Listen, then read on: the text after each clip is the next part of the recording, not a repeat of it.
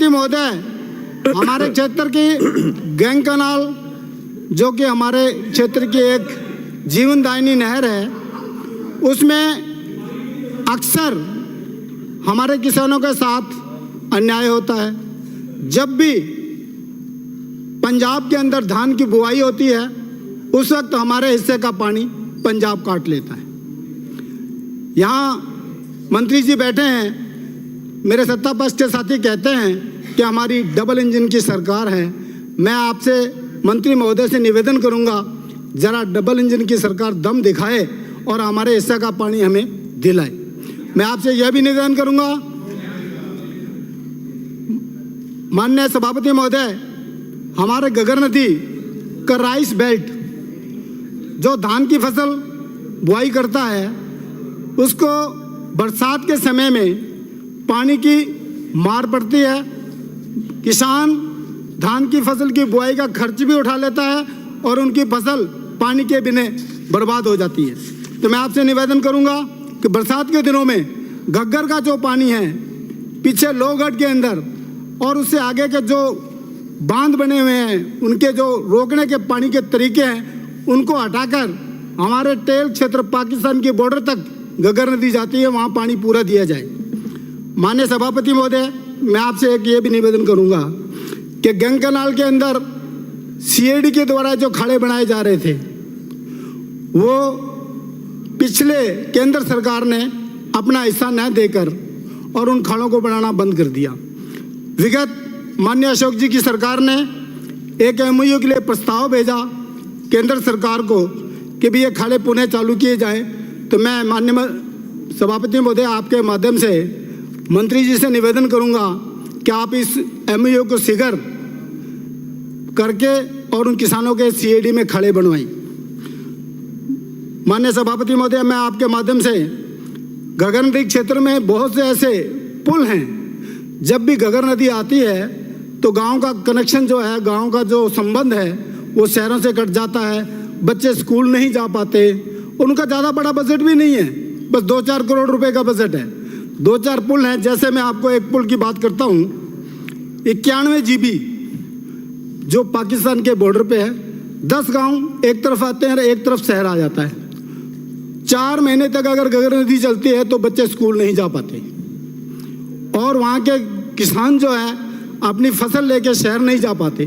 तो मैं माननीय मंत्री महोदय से ये भी निवेदन करूँगा आपके माध्यम से कि वहाँ घग्गर नदी के पुल का प्रोजेक्ट बना के, ज़्यादा लंबा चौड़ा खर्च नहीं है, मात्र करोड़ रुपए के आसपास बैठता है। तो मैं आपसे निवेदन करूँगा उस घग्गर नदी के पुल को बनाया जाए।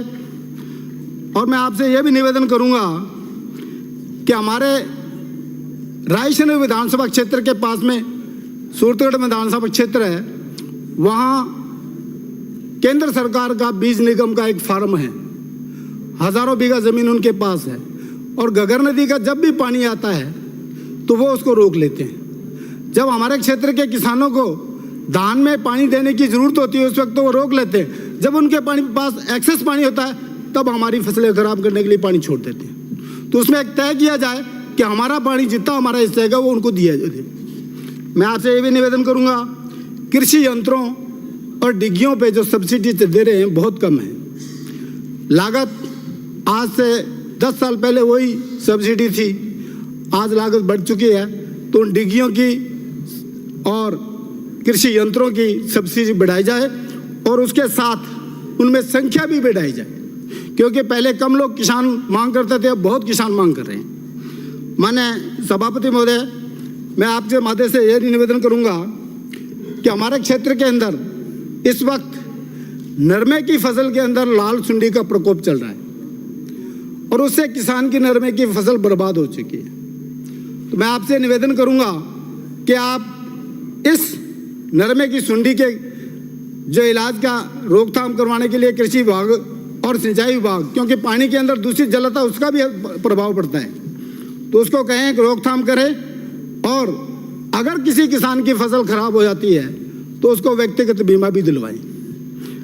माननीय सभापति महोदय, मैं आपसे निवेदन करूंगा कि इंदिरा गांधी नहर परियोजना के फर्स्ट फेज में इस बजट में 1430 करोड़ रुपए दिए गया सेकंड फेज में, जबकि हमारा फर्स्ट फेज सेकंड फेज से पहले 10 साल पहले बनी नहरें, खाड़े, उसके अंदर एक भी पैसा नहीं दिया गया। ये जो दोहरा व्यवहार है, इससे हमारे किसान बहुत परेशान हैं। मैं माननीय मंत्री महोदय से निवेदन करूंगा कि फर्स्ट फेज के किसानों को नहरों के और खाले के जीर्णोद्धार के लिए पैसा दिया जाए।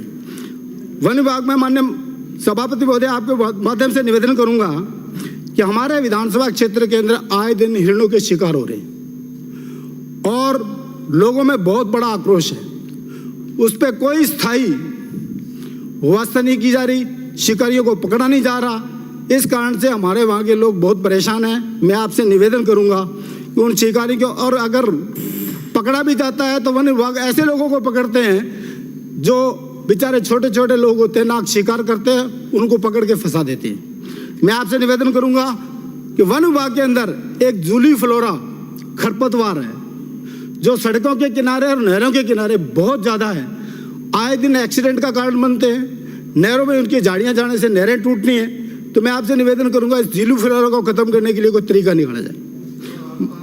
माननीय सभापति महोदय, आपसे निवेदन करूंगा कि नहरों के किनारे जो पेड़ वन विभाग के लगे हुए वो काटते परिपक्व होने के बाद, और उसका माननीय अध्यक्ष सभापति महोदय 1 मिनट, जो वन विभाग के पेड़ काटे जाते हैं उसकी जो छोटी छोटी टहनियां वो वहीं छोड़ दी जाती हैं, पेड़ उठा लिए जाते हैं। बस 1 सेकंड। वन विभाग को तो रेवेन्यू आता है, 1 सेकंड, परंतु जो किसान है उनकी नहरें बंद होती है। ज्यादा नहीं कहते, आपसे निवेदन करूंगा कि इस पेड़ों के लिए जो टहनियां हैं उनको भी उठाने की व्यवस्था करवाई। माननीय सभापति महोदय, मैं आपसे अंत में ये निवेदन करूंगा कि हमारे क्षेत्र के अंदर काश्तकार हैं, किसान हैं, कापड़िया समाज के, उनको केंद्र सरकार ने, राजस्थान सरकार ने 25% सबसे, उसको जराइम पेशा भी कहते हैं, 25% पे जमीन अलॉटमेंट की थी, परंतु उनको आज तक उनका हक नहीं मिला। तो मेरा निवेदन है कि आप उनको वो हक दिलाएं। धन्यवाद। जय हिंद, जय कुंभ। श्री अर्जुन लाल। माननीय सभापति महोदय, मुझे आज मांग संख्या 42 जल संसाधन और IGNP, मांग संख्या 45